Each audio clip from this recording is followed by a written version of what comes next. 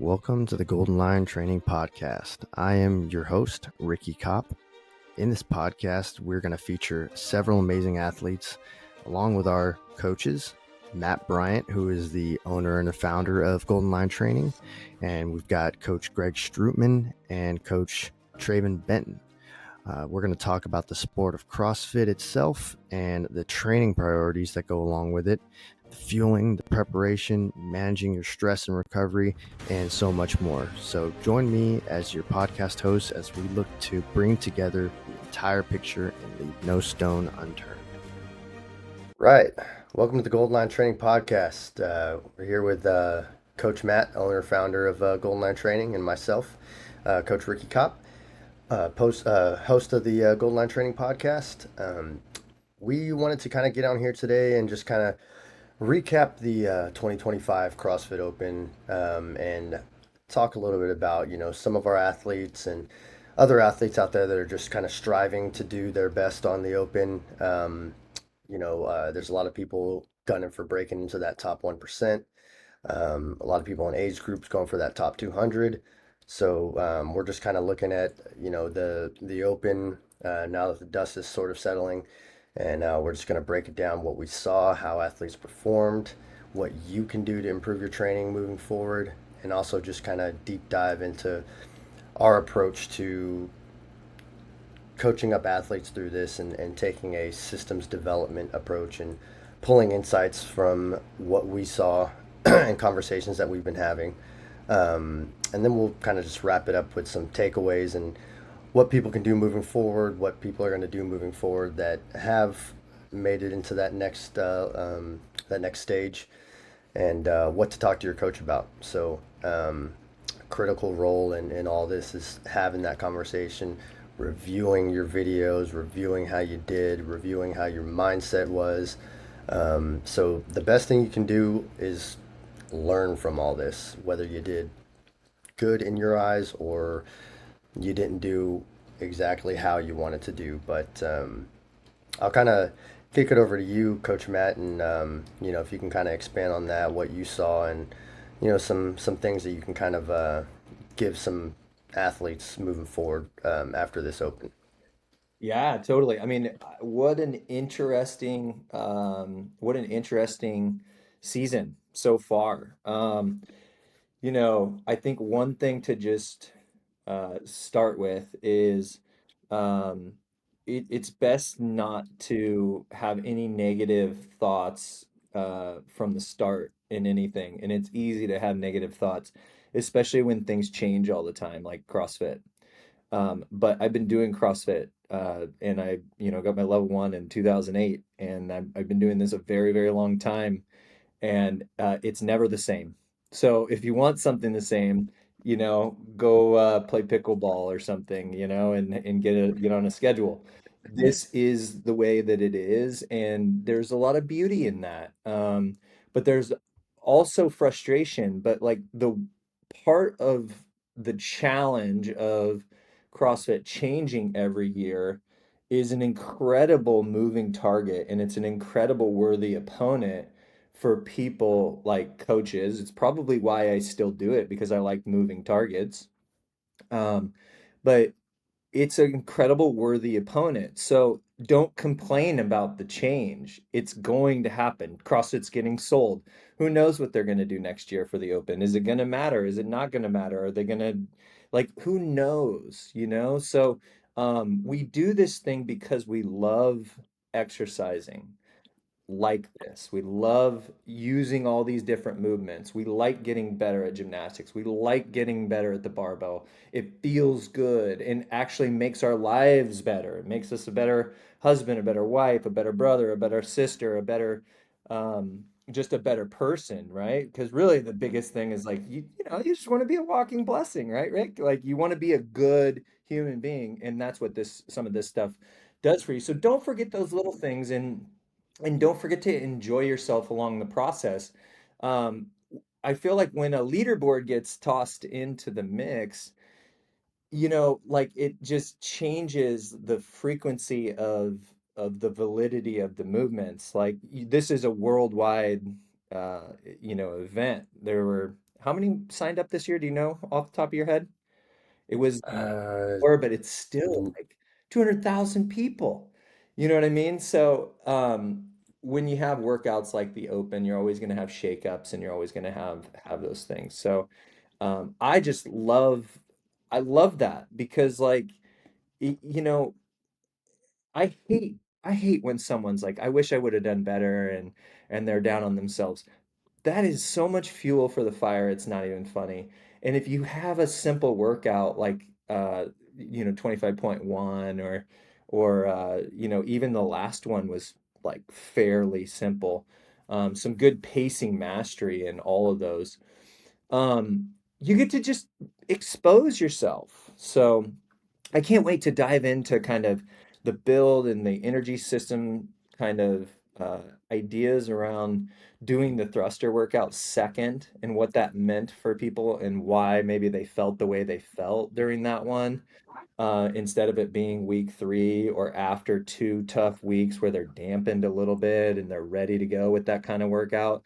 So we might chat about stuff like that. And for me, I just can't I can't complain anymore. They're like you gotta be ready for whatever they're gonna throw your way.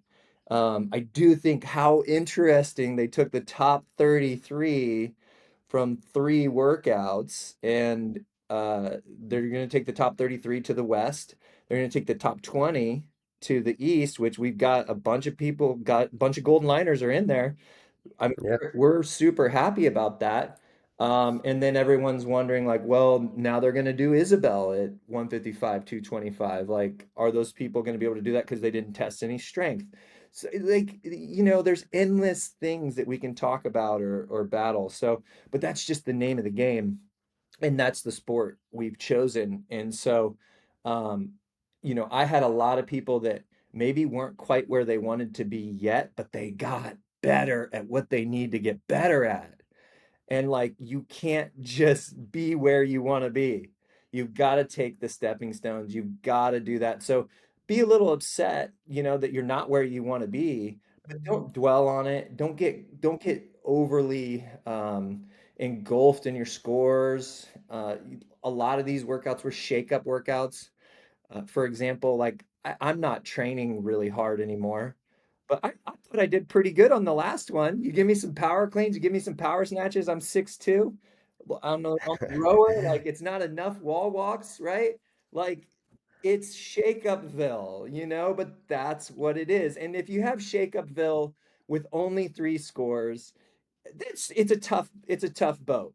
If you're not a phenomenal thruster gymnastics person, that's rough. If you're not a phenomenal, rower, that's a little tough. But that's the beauty. It's a worthy opponent. It's like, let's go. Let's work on those things. Um, so I guess some things like, I had a couple people that are amazing on the barbell. They didn't get the barbell, but their burpee hang power clean at 35 pounds was pretty darn good. It's not quite where it needs to be, but man, is it better? It's so much better than it was, and it needs and continue. You need to get better at that. But they didn't have the barbell to save them, and there's beauty in that. Like so, dig deep, see the beauty in what we just had, whether it is a good test of fitness. I'm not gonna like, is it a good test of fitness or is it not a good test of fitness? Like, I'm not sure 3 workouts with, you know, you could do that. You could get an incredible test of fitness that's going to get the absolute perfect set of people into those things. Before I get going into another topic, Rick, I do want to touch on like, um, my perception of the whole thing is CrossFit said, we'll get the top 1%, you know? And, like top 1% is, personally, I think top 1% is such a cool goal. I think that is an awesome, amazing goal. I think anybody that's interested in playing the sport, like I wish we knew if they were going to do that again next year. And they kind of do some things the same. I don't know if they're going to sell and change and do all that. But man, top 1%, that is an awesome goal. Or top 1200. that's a killer goal. That's fun to go for. And you actually get to do a semifinals event, an in affiliate semifinals event from that. So that's really, really cool. And that's what CrossFit said they were going to get from these three workouts. Like if you're on the cusp, if you would have had a barbell, probably would have helped you get in, or maybe it would have hurt you and kicked you out. So some people are happy, some people are not happy, and that's fine. It is what it is. You just have to get better at everything, and take that mentality, like let's go in training.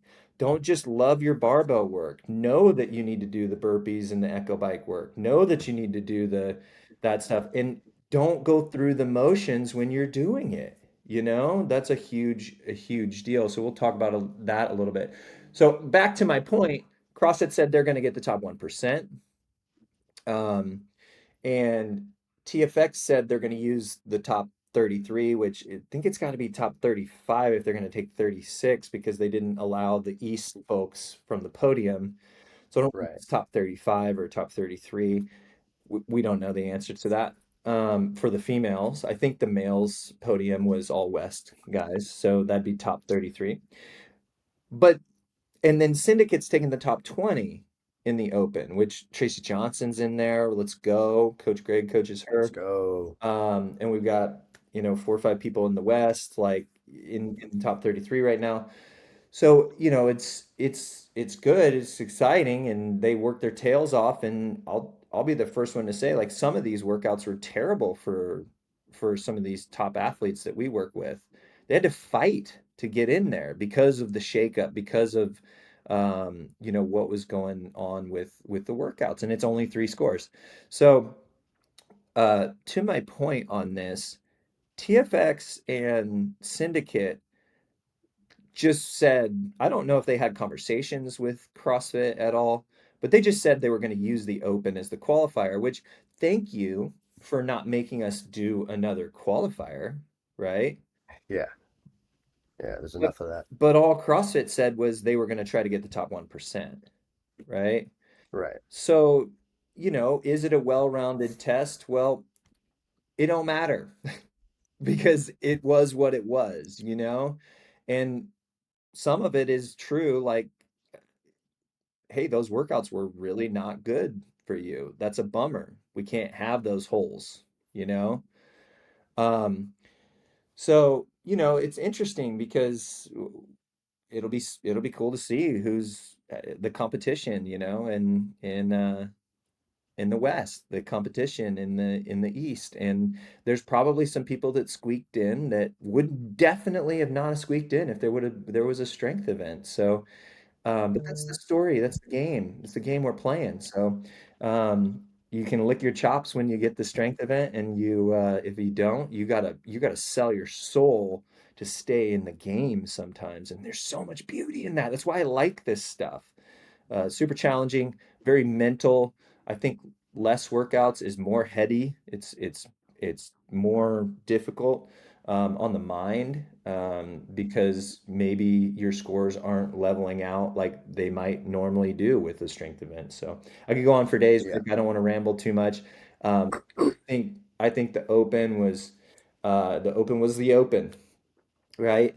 Um, we got some good information from it. Some people had great scores in the top 1,000, and then they had a score in the 7,000th, right?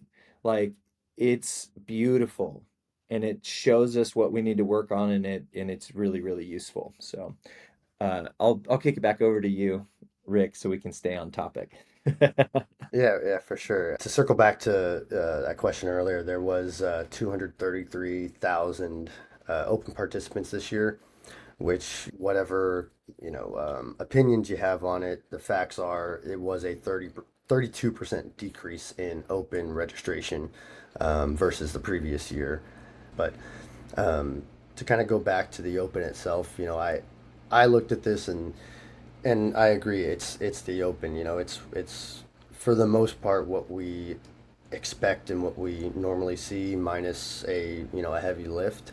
But these workouts are accessible to the public, so you have to know that it's going to be you know in that 20-minute max, but most of these workouts are 10 to 15 minutes. um, Pretty grindy, but for most of us athletes, these workouts were pacing mastery and um, kind of having to keep the ego in check and do what your body can do and knowing yourself.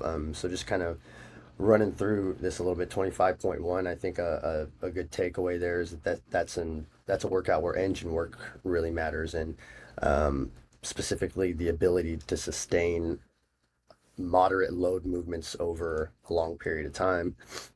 So understanding how that feels and holding a pace and things like that, very important on that one. Big takeaway on 25.2, I would say, is skill under fatigue. Um, you know, um, Doing bar muscle ups fresh, like for me, I can make those look pretty and feel amazing when I'm fresh, but it's not the same after doing a bunch of thrusters. I think a lot of people found that out. 25.3, just a well-rounded approach and not just focusing on one energy system, but there's strength, muscle endurance, power output, barbell cycling, all those things. So breaking down these open workouts allows us to see a common theme, but kind of like you said, Matt, the highest level athletes understand that this is a qualifier. You're not going to get the perfect test, of finding those top athletes. So there is a lot of shakeup in there, and there's some people that um, were able to get in that knew how to do these things that we're talking about, knowing how to break up your sets perfect for you, knowing how to do your first attempt, learn from it, and execute a strategy, which is something I think athletes should be doing in training. Looking at a piece, maybe you're peaking and tapering for something like the Open, and looking at it and strategizing it and figuring out the strategy that works for you, doing your best to execute that in training, simulating all of the competition flow, even down to the most minute details like videoing yourself, doing your intro, making sure your layout is all good, and doing your best to execute it. And if you don't, that's a to me that's still just an opportunity. You can learn from what you failed at and take that to the drawing board and learning how to do a redo and execute the redo based off of the insights you got from that first attempt, studying and learning your video, all that kind of stuff. So yeah, so I think us as coaches, that's the kind of message that we're trying to get to our athletes and reflect on your open not as a success or a fail per se, but really just at the end of the day, what can you do moving forward? If you're not where you want to be, what can you do to get there? And there's still a ton of opportunities for those that were just on the cusp and just didn't quite squeak in. There's still some opportunities. There's a lot of things on the competition landscape that we can go over with our athletes and try to figure out. But for the most part, just taking the time to assess your weaknesses, adjust your training, adjust your entire approach if you need to, and just really take some inventory. So um, I think, here at Golden Line Training, we believe in intentional training, long term development for the most part, and pushing our athletes towards that potential. So is there anything you kind of have to add on that? Were there any conversations, Matt, that you have with your athletes kind of similar to this on sort of reflection? I know we just kind of just wrapped this up, but we have been talking a lot to our athletes post open. So Yeah, no, I mean everybody I'm talking is like excited. I'm super excited, right? Like you have to sit in it, feel it, understand it, know how some people are so stoked they made the top 1200. They're going to move on to the top 1%. Some people were shoo-ins for that, but of course they want better, right? If you don't want to be better, then you're not serious about the sport. If you're settling with where you're at, then you're not happy, right? Like I wouldn't say these workouts were like perfect gems for like an Abby Dominant. And like she finishes easy top 10 in the West, and she's just got the job done, did what she needed to do. And of course she wants more. She just wants to win everything. If you don't want to win everything, what are you doing? But don't get caught up in that. Like, just, okay, cool, here we are. Use it. Let's move on and go, and let's freaking go.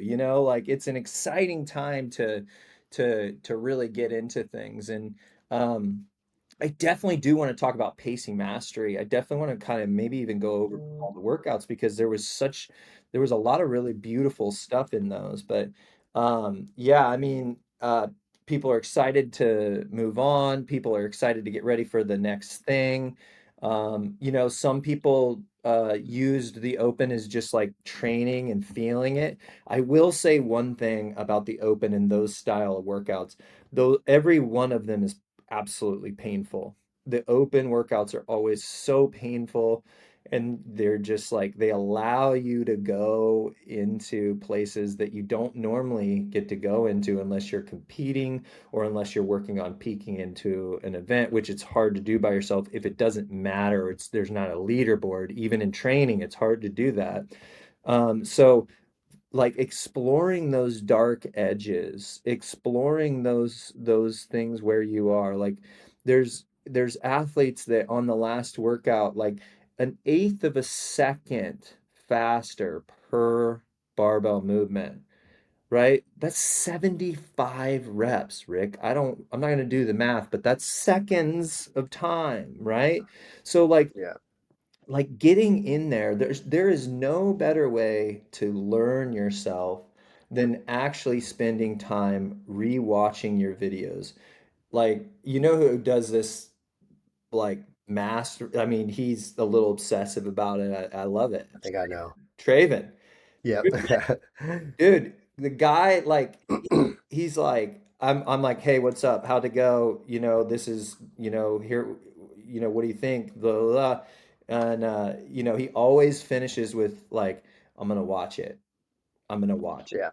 Right? Yeah. Because if you and I come from a background of college basketball, like, game film is so important, it's not even funny. And for some reason, it doesn't get talked about that much, but like, game film's where it's at, right? You have to like have a plan, you have to execute the plan, you have to go hard the first time. We run into that sometimes. I think one of my biggest things that I could say is like, um, some people get into the first one knowing they're going to repeat, and they don't go there, and then they get a minute 30 better on the repeat, and it's like, dude, if you would have gotten a minute faster, which you totally could have on the first one, you would what if you could farm more seconds on that repeat, right? So like, the closer you are to a good go the first time, the closer you're going to actually get to your fullest potential in that workout. So kind of wasting that first one is a little bit difficult for some time. And if your training age is a little bit lower and you're not used to workouts and you just mess it up, that's a different story, right? But if you mess it up, maybe you could do it on Sunday and then do it again on Monday, because you need those two times to pinpoint, like, squeeze the most potential out of you. But so you have to follow a plan. You got to come up with something, you got to feel it, you got to go for it, and then you got to go. And nothing better than watching your video. Nothing better than looking at your rest periods. There was not one movement, Rick, that no one could do, right? Everybody could Hmm. do everything. But what's between the movements is where the magic is. What kind of recovery do you have between the wall walks? What are you doing between the singles on the power cleans? What are you doing between the each burpee, right? What's the technique? What's the breathing? What's the time cadence? What's the speed? Right? Where is all of that? Did you come out a little too hot and then had to settle in and then find yourself, right? to me, the first row in the last workout was extremely useful because you could come out, but you're using that row to set yourself up for the rest of the workout. And if you don't know how to do that, you probably need to do more, like more qualifiers, more competitions in a smart way that fits and doesn't ruin all the training that you need to get better. But you got to learn it. You got to do it, right? So if you're only I have a lot of people that are like, well, I don't know if I want to do the open this year. I'm like, man, that is a once a year opportunity to do something that is never like you can't replicate it. You can't replicate that intensity. You can't replicate sometimes the simplicity or the stupidity of some of the workouts. You can't replicate that, and you need to be in that and go for it. So um, you know, learning how to do things, doing it multiple times, and going back and watching your video and setting yourself up for another plan, and going from there.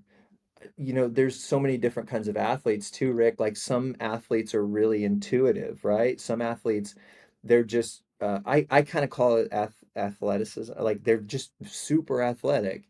The Matt Frasers, the Tias, the Rich Fronings, you watch those guys and they just know themselves so well, right?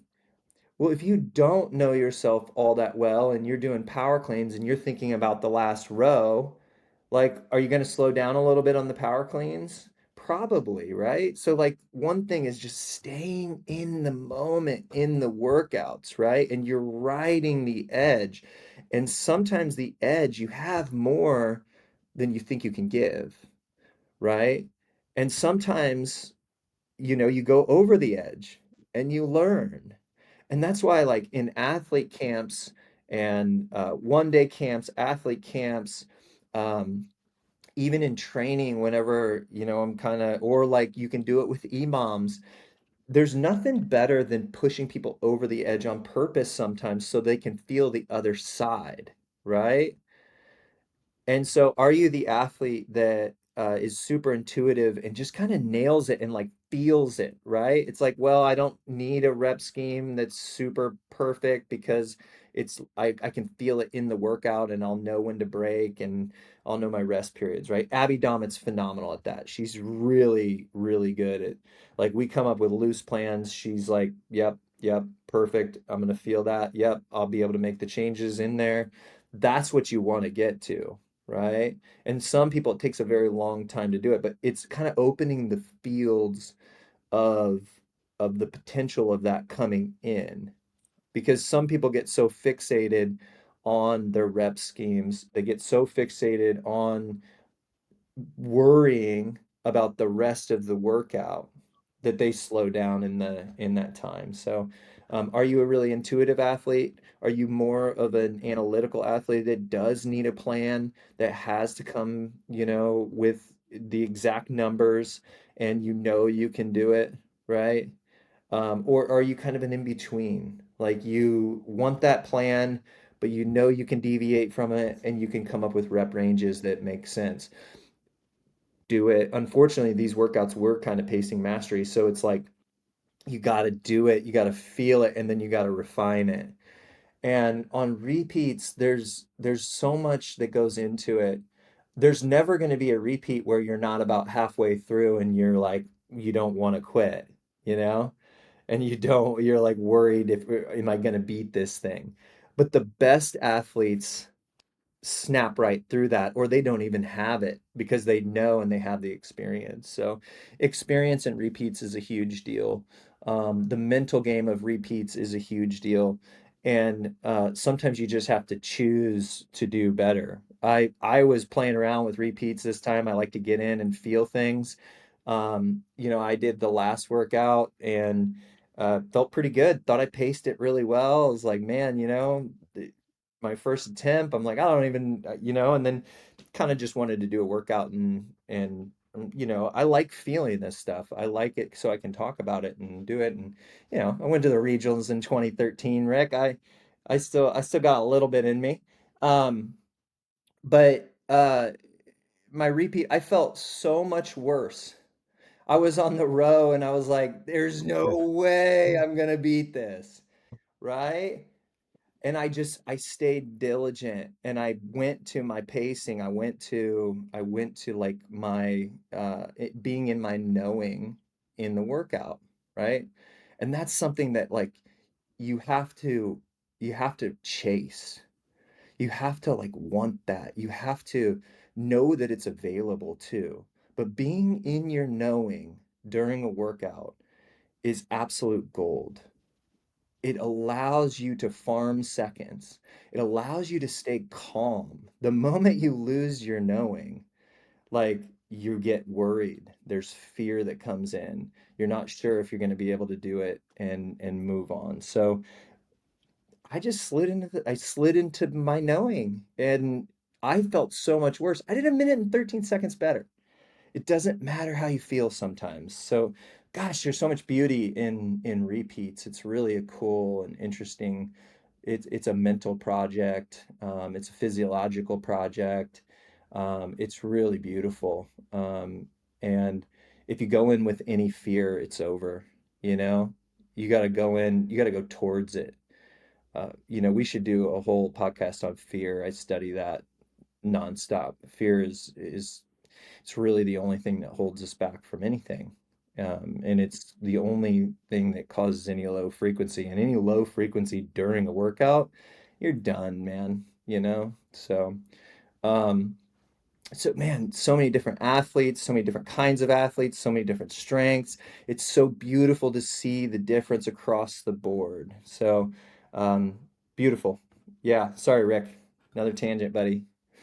Yeah, no, I love it. I love it. I think these things are really great for athletes to hear, and just reviewing the videos is a big one too. And it's like, you know, just because CrossFit is a sport where we don't know the workouts, right? It's not like, basketball or, high rocks or, any sort of organized sport where you know what you're going to do. And, I think it's clear to all of those sports and athletes doing those sports and coaches that identifying metrics and taking data and doing things like watching film is widely accepted and used. Um, that needs to be the case for CrossFit athletes that have high goals as well. Objective data, something like video analysis is so, it's just so gold. And you can, I had athletes, I assigned them to review their workouts and, even just something as simple as um, tallying up all the seconds that you spent resting, right? So it's, you look at the workout and they're also seeing what's going on in their face too. They're seeing what, one movement, how it affected the next. And I've had athletes look at that and like, man, I didn't realize my total rest time was, a minute and 20 seconds or whatever it was. Because you don't realize that until you analyze these things. So and us coaches, it's not like we're not going to try and dissect that too much, but we want to put that on the athletes so they can learn. Because if we're going to dissect it and tell them exactly what they should do or what happened, they're not doing the analysis themselves and learning who they are as an athlete. But it's an opportunity to look at your training more intentionally too. Not just looking at the A, B, C, D and running through it and going hard here and there and doing whatever you feel like.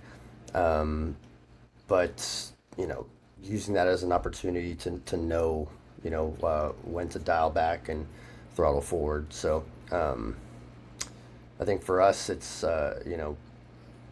training it gives us good priorities to work on, and hopefully this gives some of those athletes with those like wheelhouse, maybe they were looking for that big strength piece Right.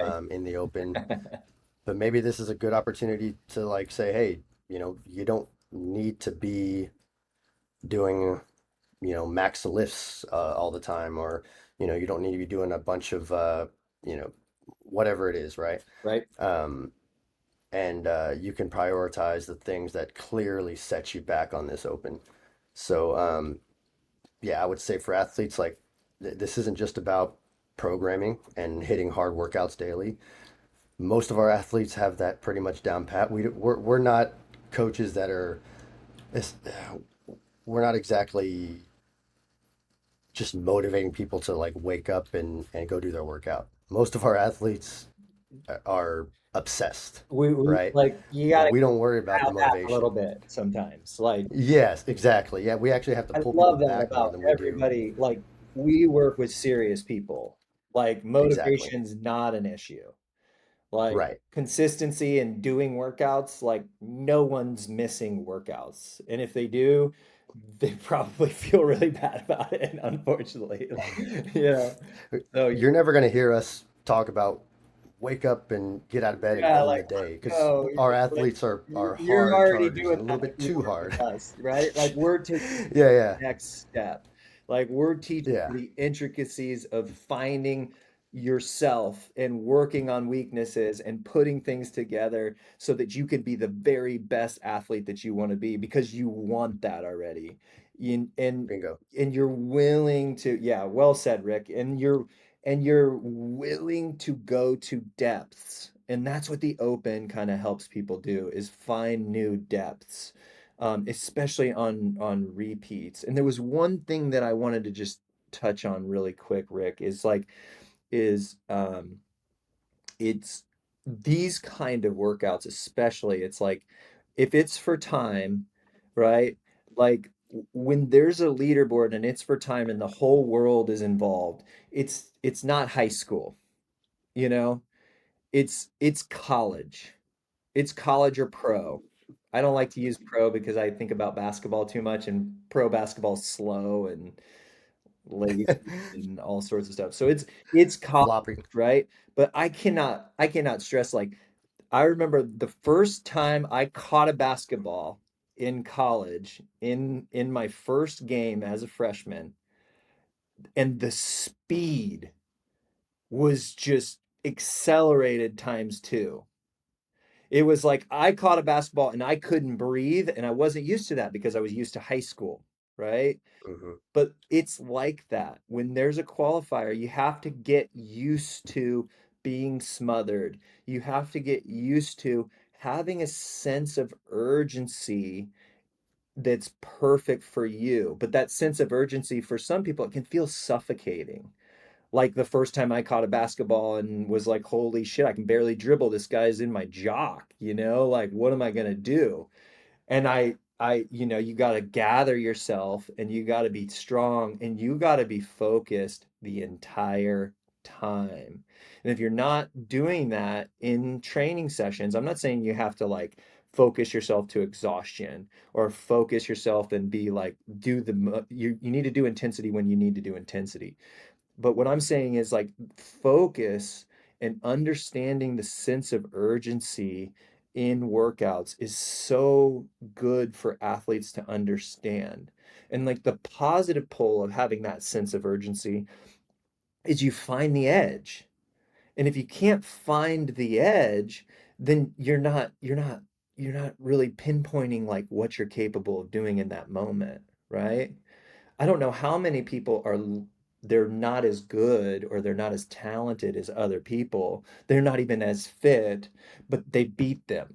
I beat a lot of people because I know how to find my edge, and I'm crazy. I'll out crazy anybody, you know, and you got to be crazy to be great at this sport. You have to be, Yes. right? Um, but like I know how to find that edge and I know how to hang out there and be on the edge and then go off of it at the end of the workout when I need to do that, right? And that's the positive pull of the sense of urgency. And so finding that and understanding that and knowing that about yourself is going to accelerate your growth. And you're going to beat people that are better than you. You're going to beat people that are more fit than you, but they don't Happens know all how the to time. pace right. They don't know how to hold themselves to that sense of urgency. right? But the negative pole of a sense of urgency, the word is death, you know? Like if you get greedy in a sense of urgency, right? And you get impatient in a sense of urgency, right? You're gonna fall off. You're not gonna see, it's gonna kill your ability to get the best score. It's gonna kill your ability to be on the edge. So um, one thing about that is like that smothering feel. You can see it in athletes. Like whenever I watch their videos, I'm like, oh no, they're getting smothered. And what do they do there? Fear. They're like, Yeah. oh man, I'm not gonna beat my score. Or oh no, like I'm in trouble, right? And they start to suffer. You have to stay positive, stay good. Don't fall into the negative pull of that sense of urgency. And when you do get smothered, you've got to take a breath and you've got to focus through that.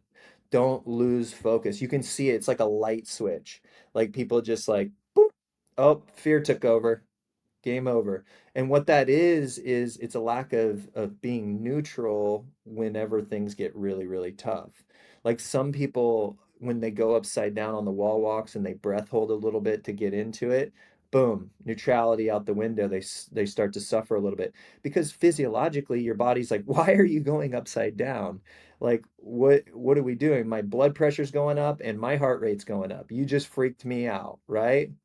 And the mind gets afraid because the body starts to feel that. But if the Hmm. mind runs with fear, it's game over, right? So, in that sense of urgency, you have to stay neutral. You have to allow those to come in and just observe that as you're in the middle of the workout, right? But know that you can keep going. Like, okay, this is going to pass. It's so funny that saying this too shall pass is what a It applies. amazing, like, it's silly. It's too simple for anybody to pay Simple. attention to. This Yeah. too shall pass. That will happen in the workout. And then you have to learn how to use movements to get out of feeling smothered so that you can continue on. And that's what I was saying about the first row in the last workout. Like, get into it, push it, but don't be so stubborn that you're holding a number that's not possible. Let it come down, use it, fluctuate, be right on the edge. Don't row 1300 because you said you were going to row 1300. If it's not There you there, go. it's not there. And why not row a 1330 if you could do that and you're rowing a 1300? Like, you gotta feel stuff. You gotta get to that point where you understand your sense of urgency, you understand your edges, you understand yourself. And that's why I love this. And that's why it's such a great teacher. It's a movement. Movement is teaching. And that's why I love this. I like for people to learn about themselves more than I like CrossFit. Like I want people to learn about themselves, and this is such a cool tool, and there's so many things to get better with. So, um, yeah, pacing mastery, like chase that, go after that. That's your worthy opponent. That's where the beauty is. That's an exciting goal to have. Um, and work on it. Of course, training is going to build muscle endurance. Training is going to build aerobic capacity. Training is going to build that, but you keep working towards pacing it and nailing it and squeezing out every last second of every single workout so you can actually use your muscle endurance. You can actually use your aerobic capacity. You can actually use your anaerobic system. You can actually use your strength. You can use your CP pad. You could use all those things to the fullest because those are just tools. Training's just creating tools, and then you get to use them in these competitions. And we want you to be able to use them the best way possible. So those are things that we talk about at the athlete camp. Those are things that we get to see firsthand in person and communicate about in the athlete camp. And you see it through video, you see it in the in person, and then you do training to replicate it to make it like incredible because like what a barbell person needs and what a person that's amazing at burpees and light bar, it's just totally different. It Hmm. not one person did this workout and I was like, man, they look exactly the same. Nobody is the same. Everybody is absolutely completely different. And for someone to get better at high rep burpees, uh it muscle endurance, or is it the aerobic power or aerobic edging work that they need to do? Do they need to get their aerobic system up, or do they need to do more burpees? Right? Or do they need to do both? Or could they do row repeats and their burpees would go through the roof? Or could they be running more because if you're going to do in-person competitions, you have to be running. There's so many different things, but like some people need to do more burpees and some people need to do more aerobic work and most people need to clean up their lives. And unfortunately, last point, and I'll let you take it, Rick, like those type of workouts expose uh your lifestyle. If you are not eating clean, sleeping, you have high stress, you're not focusing on recovery, and you don't have a purpose to do the workouts, like people that just like went in and did the workout and they didn't even sign up, like you're not going to do good on it. You don't have Yeah. anything in you don't have anything in the tank. You don't have any purpose. Like, and they hurt. And when you get to the hurt, you got to have purpose. You got to have want.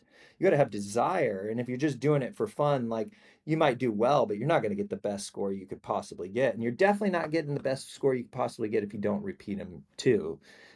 Some people nail their first one, but anyways, yeah, I digress, Rick. I could just go on and on about this stuff. I love the ideas around pacing, but I think the biggest thing is everybody's completely different. So, um, really, what we do now is like take this information, and I don't love programming during the open because like that's the only time that like similar styles of training work for people, because it's like prep days that you didn't do the week before and what you think's coming, and there's only a certain amount of, you know, movements, so it makes sense for a lot of people to do similar-ish ideas during the open because you're prepping them, you're working on skills that you didn't weren't in the open or you don't think are coming in the open.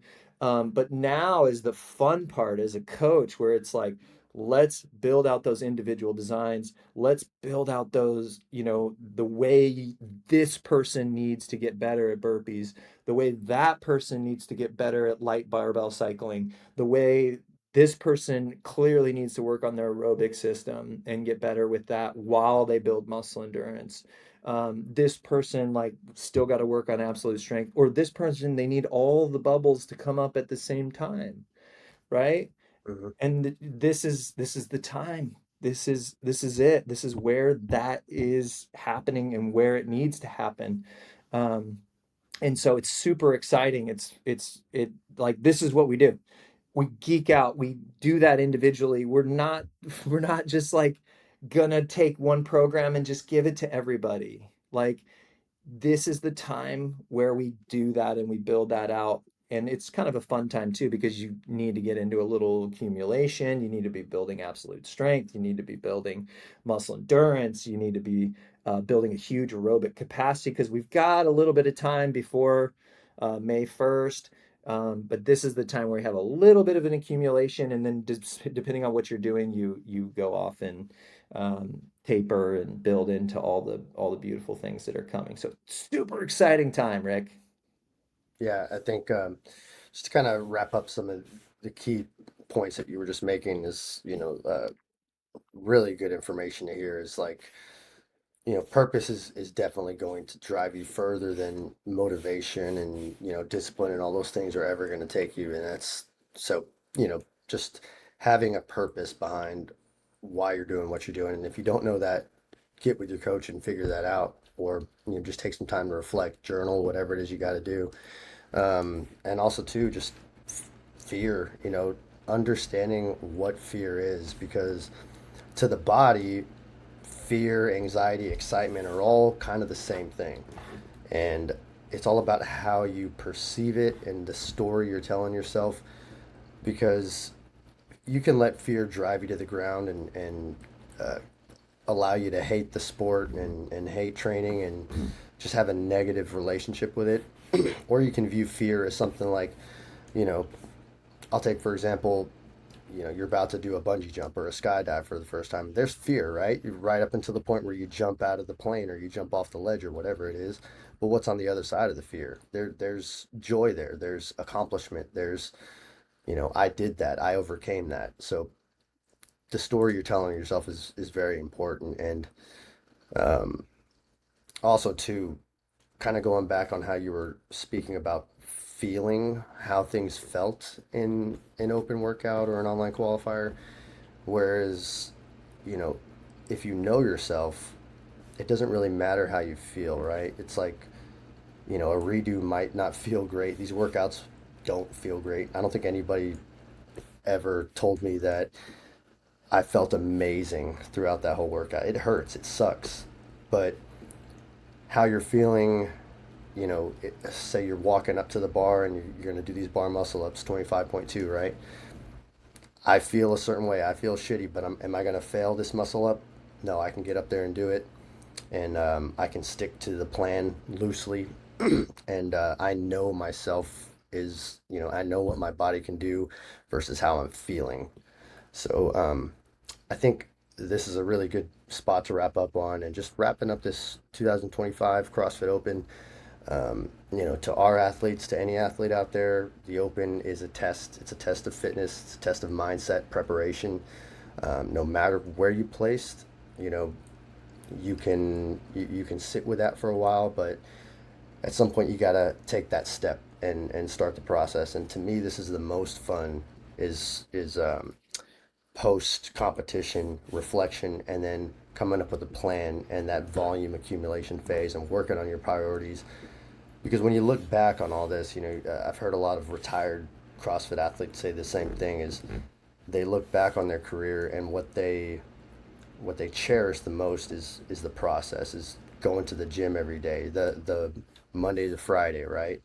Versus the actual competitions themselves. But that process is so important and you learn so much about yourself. And here at Golden Line Training, we believe in intentional training. We believe in one-on-one individuality because the sport is that, pushing our athletes towards their innate genetic potential, staying focused, staying hungry, and gearing up for the next competition. So I will close with that. Thank you for tuning into the Golden Line Training Podcast. Thank you, Coach Matt. If you found value in today's episode, please make sure to subscribe to our YouTube channel, subscribe to our Spotify channel, give us a rating. You can find us at on any social media platform at Golden Line Training. Website is www.goldenlinetraining.com. Let us know what you thought about the Open. Give us some of your story, some things you learned, and what it is you think you need to work on in your training. So with that, I would say just keep training with purpose and stay strong. And we will see y'all next time. Yeah, thank you everybody, and let's go. I mean, if you're ready to roll, if you want to be serious, if you want to go, like now's the time. So, uh, this is exciting. I'm amped up. I'm so stoked for all our people. And get after it. Go after it. Choose what you want to do and be proactive and go after it. Thanks, guys. All righty, we'll see y'all. Welcome to the Golden Line Training Podcast. I am your host, Ricky Kopp. In this podcast, we're going to feature several amazing athletes, along with our coaches, Matt Bryant, who is the owner and the founder of Golden Line Training, and we've got Coach Greg Strootman and Coach Traven Benton. We're going to talk about the sport of CrossFit itself and the training priorities that go along with it, the fueling, the preparation, managing your stress and recovery, and so much more. So join me as your podcast host as we look to bring together the entire picture and leave no stone unturned.